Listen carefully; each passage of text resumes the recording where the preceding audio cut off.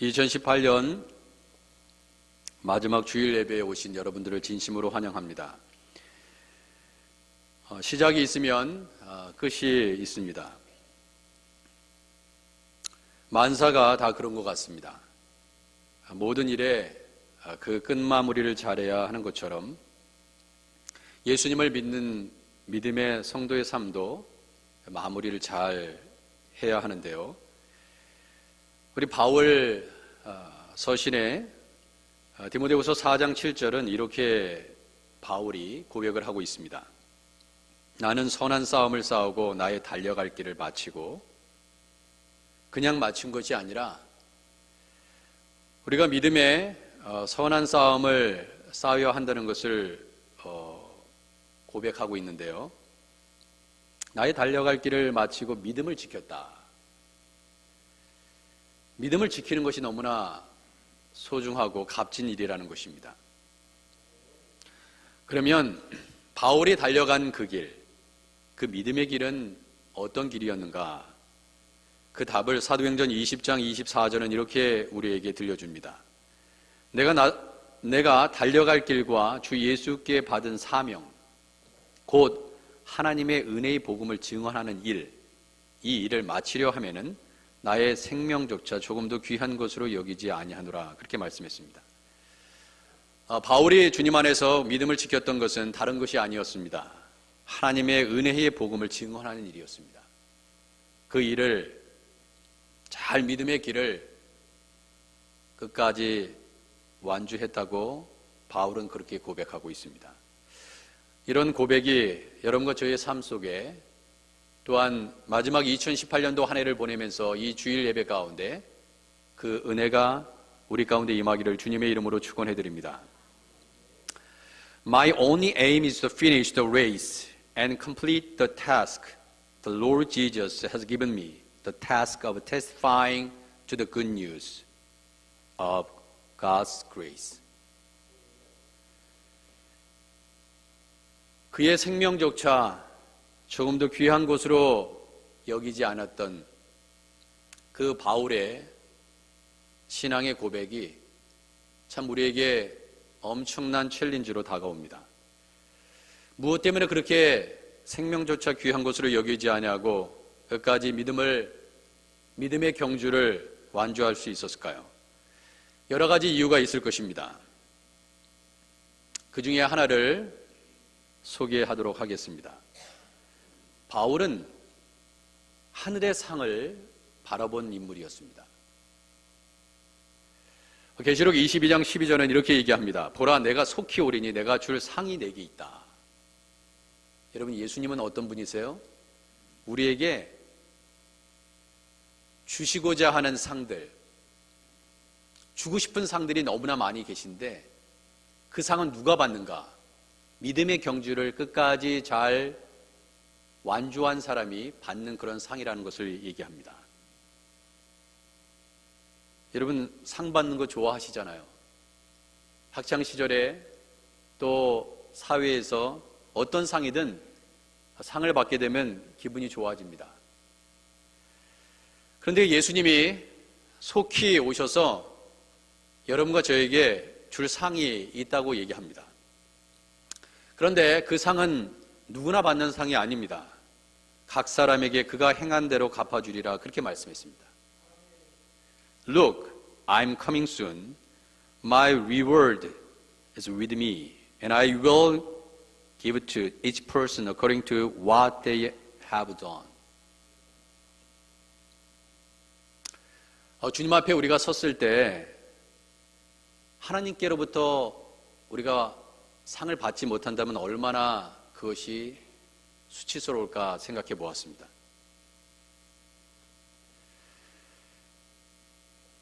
바울은 그 부르심의 상을 기대하고 사모하면서 나아갔던 인물입니다. 사람들은 이렇게 생각할 수 있어요. 무슨 상을 바라고 주님의 일을 하나? 아닙니다. 왜냐하면 주님의 상을 바라고 기대하는 마음으로 믿음의 길을 온전히 완주한다는 것은 어떤 의미를 갖고 있냐면요,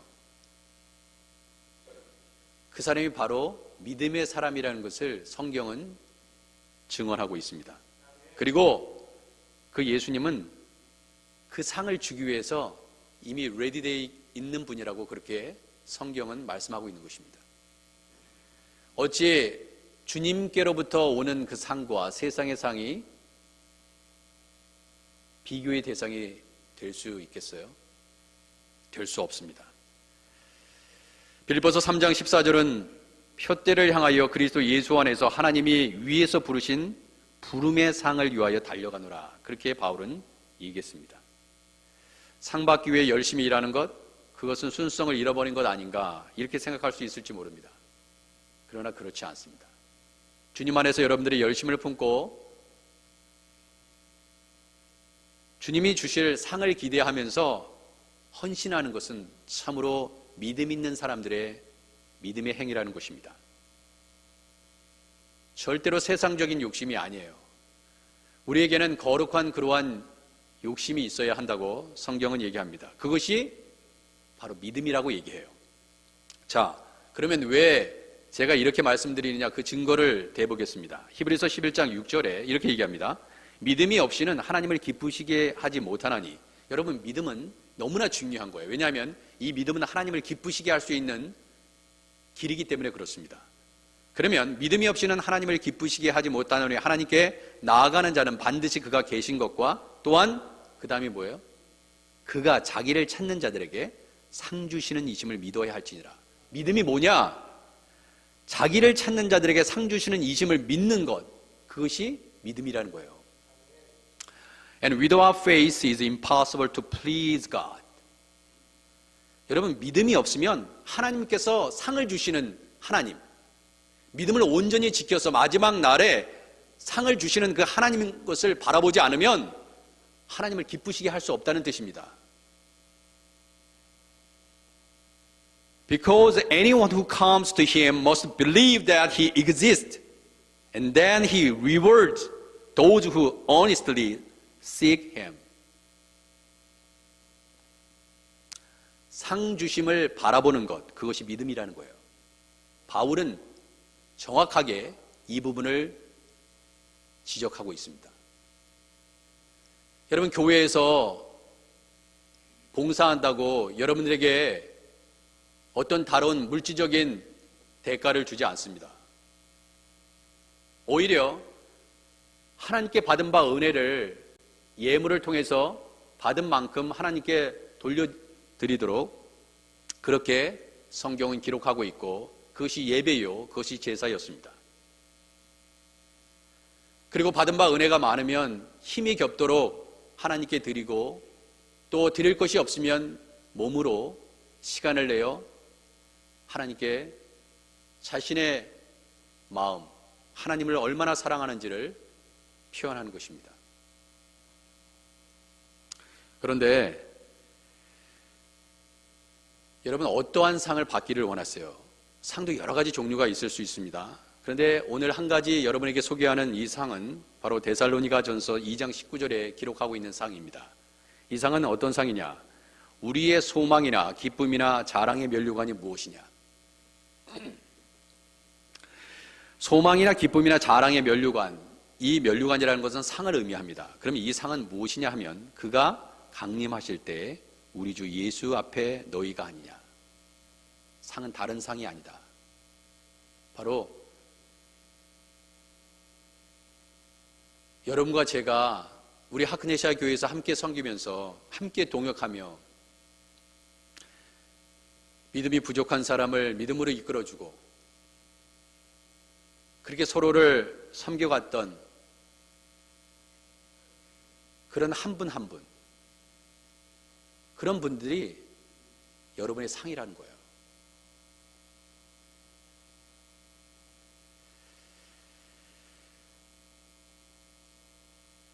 여러분, 아무리 우리가 연약해 보이고 깨지기 쉽고 부족해 보이지만 서로에게 면류관이 되기를 주님의 이름으로 축원해 드립니다.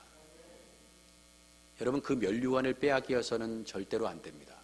왜냐하면 우리 함께 예배드리는 여기 계신 분들이 여러분들의 면류관이라니까요.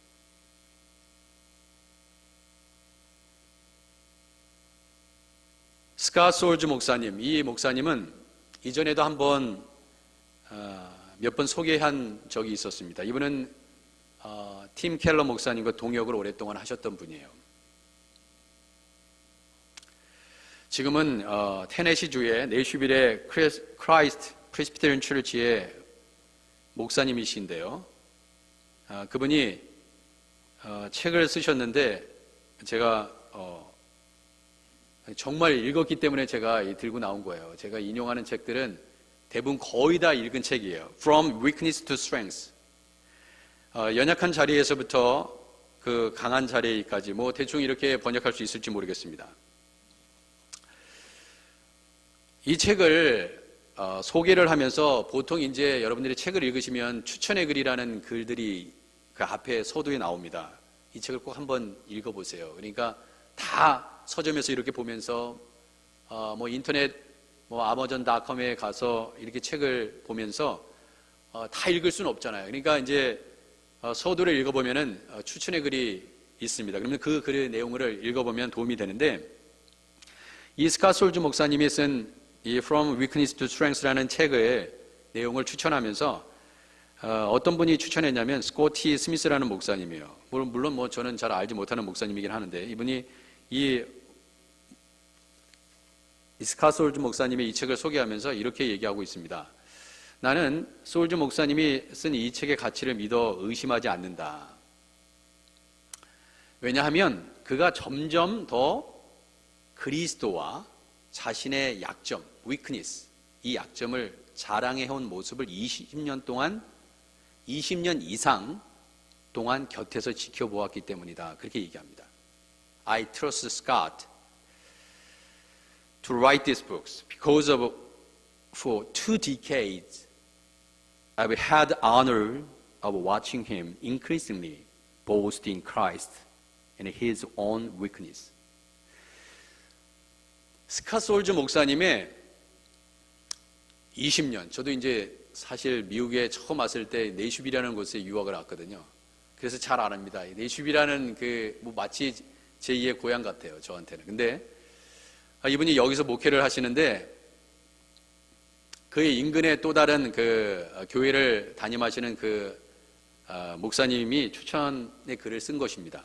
근데 20년 동안 스캇 소울즈 목사님을 봤는데 이 목사님이 여러분 우리가 보통 자신의 연약함을 자랑하기보다는 자신의 강점, 나는 이렇게 너보다 잘해, 나는 다른 사람보다 이런 부분이 뛰어나, 나만큼 이런 분야의 전문가가 어디 있어? 너에게 없는 나의 강점은 이거야, 이렇게 우리 스스로를 자랑하기 쉽습니다. 그런데 이 소울즈 목사님에 대해서 추천의 글의 내용을 보면 아니다, 약점을 자랑해온 그런 목사님으로 그렇게 소개를 하고 있는 것입니다. The longer that I've known Scott, the more the vulnerable he's become and paradoxically, the more effective as a leader.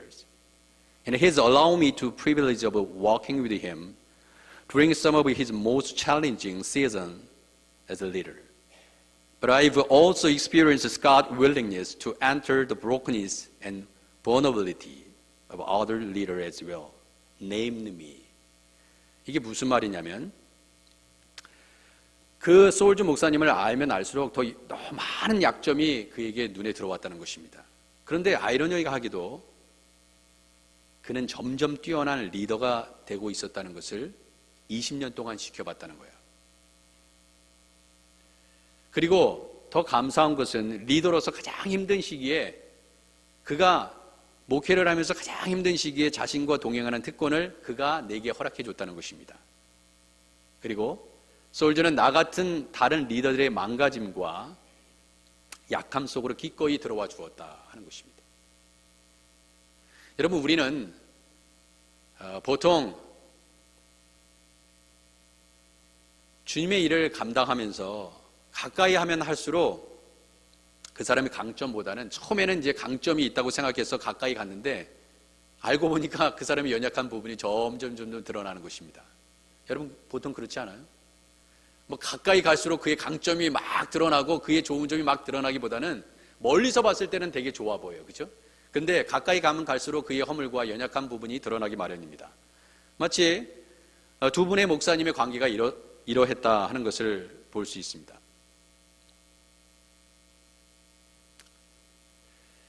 그러면서 고백하기를, 만약에 그렇게 내가 소울즈 목사님한테 가까이 가지 않았다면 구체적인 약점과 연약함이 보이지 않았을지도 모른다. 그런데 자주 만나고 자주 대화하고 자주 working with him, 같이 동행하다 보니까 이런 문제가 생기고 말았다. 그래서 포기했는가? 이 사람하고 이제 더 이상 만나면 안 되겠다. 포기했는가 하는 것입니다. 그렇게 하지 않았다는 거예요.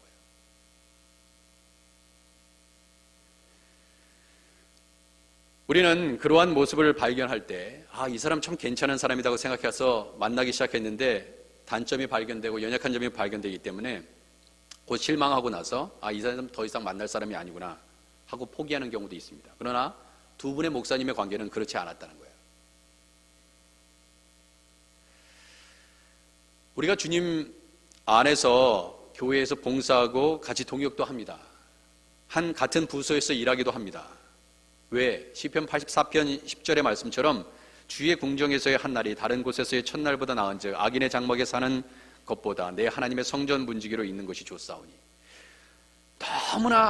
너무나 주님의 전에서 봉사하고 찬양하고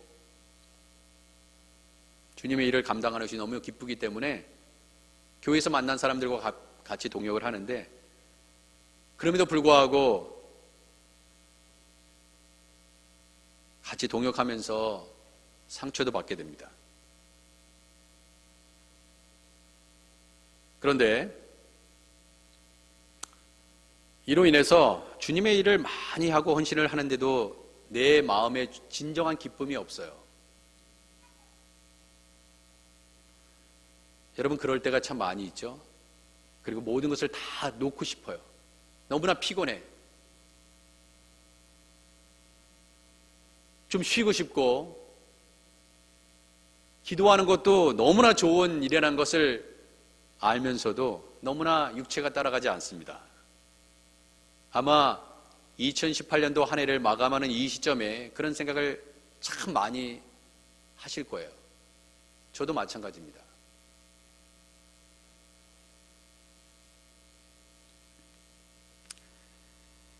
주님이 주시는 기쁨으로 봉사하고 헌신해야 되는데 그 기쁨은 온데간데 없고 너무나 짜증도 나고 피곤하고 지쳐있는 우리 모습을 발견하게 됩니다.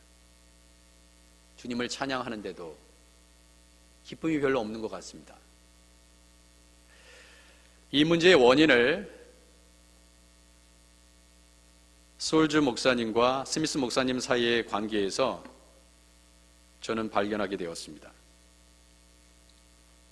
하나님은요, 우리가 그리스도를 위해 일하는 일보다 우리 안에서 그리스도가 역사하시는 일에 더 관심이 많으시다는 거예요.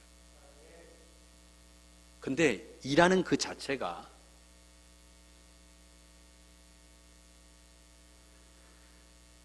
주님을 만난다고 생각하는 착각에 빠질 때가 있습니다. 하나님이 주시는 기쁨으로 주님의 일을 해야 하는데 그러지 못하고 있는 우리의 모습입니다. 여러분, 한 가지 예를 들어서 쉽게 설명하면 이렇습니다. 정말 사랑해서 결혼을 했는데 남편에 대한 사랑, 아내의 사랑 예전 같지 않습니다. 남편은 내가 사랑해서 가족들을 부양하기 위해서 열심히 바깥에서 일하고 저녁 늦게 새벽에 일찍 그렇게 열심히 일을 하는데 남편과 아내 사이는 멀어져만 가고 자녀와의 관계도 그렇게 원만하지 않습니다. 책임감과 의무감, 가장이라는 이유로 그렇게 가지면서 열심히 일을 해왔지만 몸이 부스러지게 일을 했지만 오히려 이전보다도 아내가 또 자녀들과의 관계가 그렇게 순탄해 보이지 않습니다. 자녀들과 아내와 함께하는 시간은 줄어들고 아내와 남편, 자녀들 사이가 멀어지고 점점 어려운 관계가 형성이 되고 마는 것입니다. 여러분 요나를 한번 생각해 보시기 바랍니다. 하나님께서 요나를 선택하셨을 때 선지자로 선택을 하시잖아요. 근데 그 선택을 하실 때 정말 너는 선지자로서 완전하기 때문에 내가 너를 기름 부었느니라 그렇게 말씀하시지 않으셨어요. 여러분이 정말 진정한 아버지가 됐기 때문에 정말 아버지로서 손색이 없고 남편으로서 손색이 없고 남편으로서 손색이 없기 때문에 남편으로 세우시고 아내로 세우시고 가정을 허락하신 것이 아닙니다. 요나도 마찬가지였어요. 요나에게 미션을 줬습니다. 너는 일어나 저 큰 성읍 니느웨로 가서 그것을 향하여 외치라. 그 악독이 내 앞에 상달되었습니다. 미션을 줬어요. 그런데 이 아미떼 아들 요나는 하나님의 보시기에 너는 할 수 있기 때문에 지금 현재 당장이라도 이 임무를 수행할 수 있기 때문에 그런 능력이 이미 있기 때문에 하나님이 아미떼 아들 요나에게 기름 부은 것이 아니라는 것입니다. 여러분 이 말의 의미를 잘 이해하셔야 돼요. 하나님은 이 요나가 내가 이 미션을 주었을 때 얘는 능히 저 큰 성읍 니느웨가 아니라 다시스로 갈 수 있는 그러한 인물이라는 건 이미 알고 계셨어요. 하나님 아버지께서 아미떼 아들 요나를 선택하셨을 때는 큰 결단을 하신 거예요. 얘는 분명히 내가 명령을 할 때 불순종할 것이라는 걸 알고 있었습니다. 그러나 왜 아미떼의 아들 요나에게 이 미션을 주셨는가? 이제부터 시작이라는 거예요. 여러분 교회에 일어나는 모든 일들도 봉사하는 일들도 가정에서 일어나는 일들, 사회에서 직장에서 일어나는 일들을 보십시오. 여러분 뭐든지 주님의 일을 함에 있어서 특별히 하나님 아버지와 하나님과 나 사이의 관계가 온전해진 이후에 관계가 intimate relationship, 온전한 관계에서 출발하는 사역이 열매를 제대로 맺지 만약에 그런 관계가 형성이 되지 않는 상황에서 일부터 시작하면 번아웃 되고요. 그런 일들이 예수 그리스도 안에서 성령 안에서 충전이 되지 않으면 중간에 열심을 내다가도 모든 것을 포기하고 마는 것입니다. 요나 자신에게 그런 능력이 있어서 하나님께서 요나에게 그 미션을 준 것이 아닙니다. 얼마나 우리가 이렇게 생각할 수 있어요. 하나님, 아미떼의 아들 요나, 여러분 하나님께서 그런 걸 모르시고 맡기셨겠어요? 저는 아니라고 봅니다.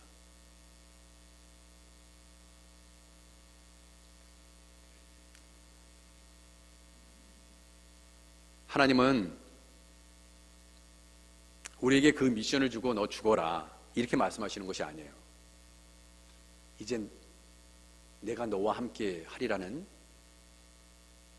네가 그 미션을 수행하기까지 네가 다듬어지고 깨어지고 싸매어지고 그런 경험을 통해서 결국 이루게 하실 그 골. 하나님은 다시 한번 말씀드리지만 우리가 그리스도를 위해 일하는 일보다 우리 안에서 그리스도가 역사하시는 일에 더 관심이 많으시다는 것을 잊지 마시기 바랍니다. God isn't nearly as concerned about what you are doing for Christ as He is committed for forming Christ inside us.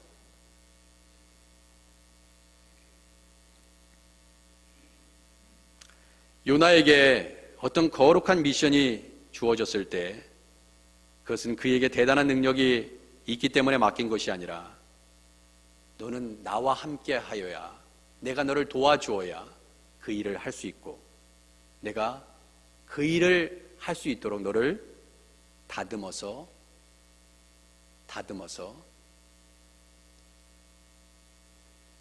불 속에다 넣어놓고 물 속에다 넣어놓고 결국 이루게 하겠다는 하나님의 결단이 그 안에 내포되어 있는 것입니다. 장로를 세울 때 집사를 세울 때, 권사를 세울 때 그것을 할 수 있는 자격 조건이 돼서 하나님께서 여러분과 저를 부르신 것이 아닙니다. 그 일을 감당하려면 내가 너와 함께 할 때만이 네가 그 일을 이룰 수 있다는 뜻이에요.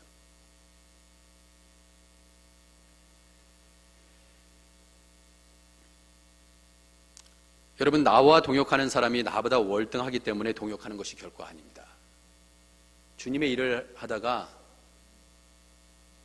동역하는 그 사람들 때문에 상처를 받아요. 더 많이 만나면 만날수록 그 사람의 약점이 크게 보입니다. 여러분, 이것은 우리와 우리 사이에 이루어지는 일뿐만 아니라 이미 대단한 믿음을 갖고 있었던 성경의 많은 인물을 통해서 우리는 이 일을 알 수 있습니다. 바나바와 바울, 사도행전 15장 36절 이하는 이렇게 기록합니다. 며칠 후에 바울이 바나바더러 말하되 우리가 주의 말씀을 전한 각 성으로 다시 가서 형제들이 어떠한가 방문하자 하고, 바나바는 마가라 하는 요한도 데리고 가고자 하나 바울은 밤빌리아에서 자기들을 떠나 함께 일하러 가지 아니하는 자를 데리고 가는 것이 옳지 않다 하여 결국 어떻게 했어요? 서로 심히 다투어 피차 갈라서니 심히 다퉜습니다. 여러분, 바울과 바나바의 영성이 어느 정도 이게 이런 일로 심히 서로 양보하면 되지. 심히 다퉜어요. 피차 갈라섰다는 건 뭐예요? 서로 심히 언쟁을 했기 때문에 they had such a sharp disagreement. 갈라선 것입니다. 그리고 바나바는 마가를 데리고 배 타고 구브로로 갔습니다. 다시는 보지 않을 것 같이. 이제 너 같은 사람하고 다시는, 여러분, 바울과 바나바의 관계가 얼마나 중요한 관계입니다. 바울을 바나바가 얼마나 세워줬어요. 사도들 앞에. 너무나 귀한 그 은혜만 생각해도 바울이 이렇게 얘기하면 안 되는 거 아니에요?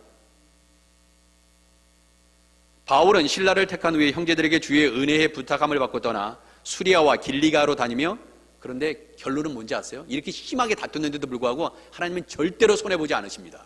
교회들을 견고하게 하니라. 결론은 그거예요.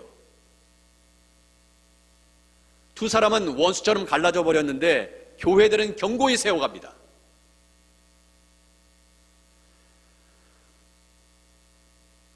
C.S. 루이스, 그의 아내가 암에 걸렸습니다.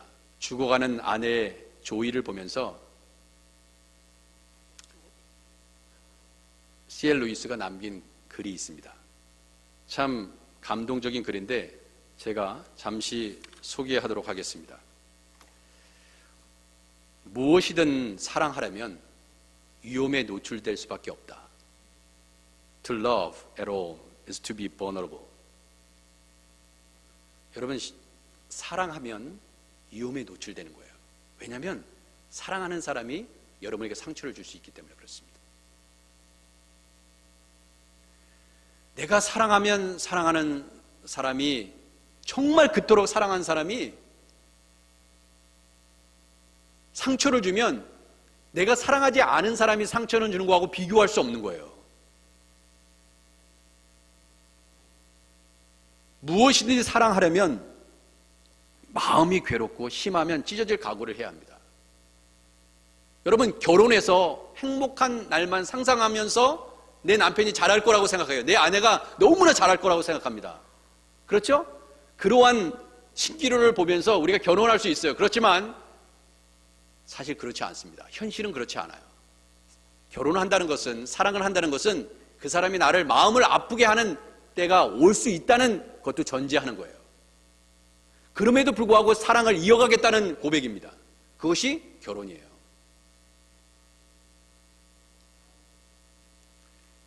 Love anything and your heart will be wrong and possibly broken.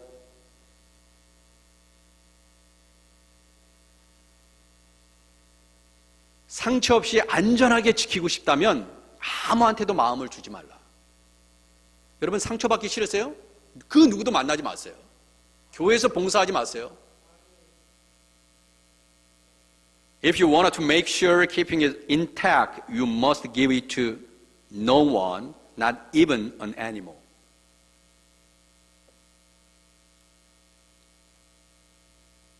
심지어 동물한테도 마음 한 조각 허락하지 말라는 것입니다. 상처받기 싫으면. 취미 등 얄팍한 사치들로 고이 싸두라. 누구와도 얽히지 말라. 그저 마음을 이기주의관에 넣고 꼭 걸어 잠그라. Wrap it carefully round with hobbies and little luxuries. Avoid all entanglement. Lock it up safe in a casket or coffin of your selfness. 그렇지만 안전하고 어둡고 아무 움직임도 없고 공기도 통하지 않는 그 관 안에서 네 마음 안전할 것 같아? 그렇지 않아. 그 속에서도 네 마음의 요동함과 변화를 경험한다는 것입니다.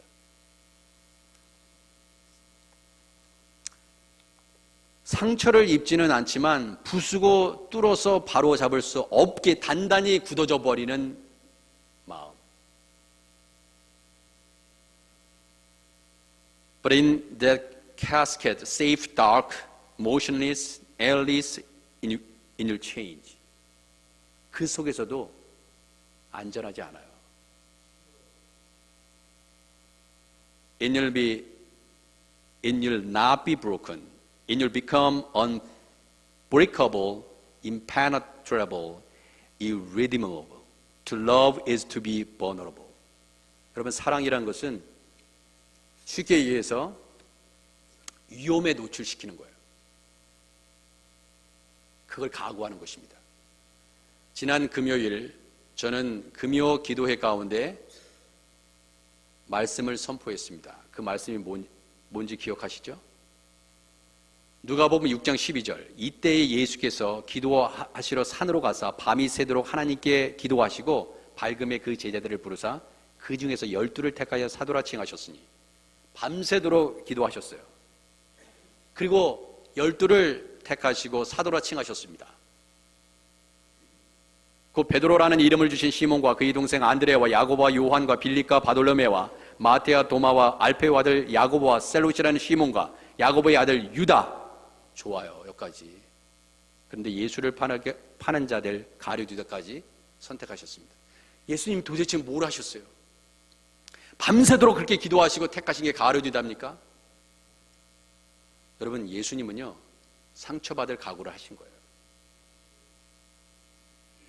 동역을 하다가 내가 저 사람으로 인해서 그렇게 좋은 관계에 있다가 상처받을 각오도 하고 동역하는 것입니다. 그렇게 사랑했던 사람이 나를 떠나갈 수도 있다. 예수님은요 가룟 유다에게만 배신당한 것이 아닙니다. 모든 제자들로부터 배신당했어요. 주님은 이미 알고 계셨습니다. 그러나 그들을 위해서 밤새도록 기도하시고 그 부족하기 짝이 없는 별 볼 일 없는 그런 인간들을 택하사 순교의 자리에까지, 그 고래 자리에까지 포기하지 않으시고 주님은 그 일을 이루신 것입니다. 여러분, 누군가 정말 부족해 보이는 사람이 있어요? 마음에 안 드는 사람이 있어요? 주님은 그 사람을 빚고 있는 거예요. 믿으시면 아멘 하시기 바랍니다. 여러분들은 그렇게 생각할지 몰라요. 그러나 주님은 그 사람을 빚고 있는 거예요.